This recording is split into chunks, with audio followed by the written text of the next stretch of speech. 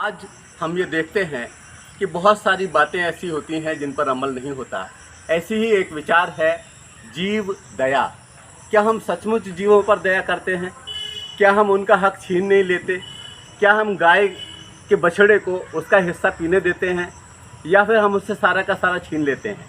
आज मानव की क्रूरता की हदें इतनी अधिक विशाल हो गई हैं कि वह मानव लगता ही नहीं बल्कि दानव की श्रेणी में लाया जा सकता है। ऐसी स्थिति में यह विचार करना बहुत आवश्यक है कि कहाँ कहाँ पर हम किस तरह से जीव दया को प्रश्रय दे सकते हैं। यदि हम जीवों पर दया करेंगे तभी हम कुछ कहने के लायक होंगे, और अगर हम ही जीवों पर दया नहीं कर रहे हैं, ऐसी स्थिति में पर उपदेश कुशल बहुतेरे वाली बात उचित नहीं होगी।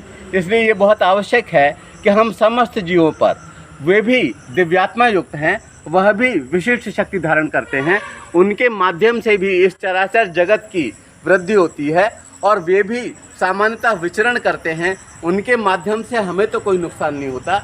ऐसी स्थिति में हमारा ही प्रयास ये क्यों होता है कि हम उनके विनष्टीकरण पर तुले हुए हैं, और अगर हम उनका नाश ही करते रहेंगे तब फिर ऐसी स्थिति में हमारे उनके साथ जो संबंध हैं वह परिपक्व कब होंगे, वे दृढ़ कब होंगे। इसलिए आवश्यकता इस बात की है कि हम अपने नज़रिए को बदलें। यह केवल कहने के लिए नहीं है कि हम जीव दया करेंगे, और वे लोग जो कि मृगछाला पहनते हैं, वो लोग जो कि उसको धारण करते हैं, उन लोगों को भी ये सोचना पड़ेगा कि हमें शेर का चर्म अब नहीं चाहिए, सजाने के लिए पशु पर आधारित चीज़ें नहीं चाहिए। और जब हम इस तरह का दृष्टिकोण अपनाएंगे तब हमारे ये बदलता हुआ दृष्टिकोण धीरे धीरे हमको उस ओर ले जाएगा जहाँ पर जीव दया प्रतिस्थापित हो सकेगी।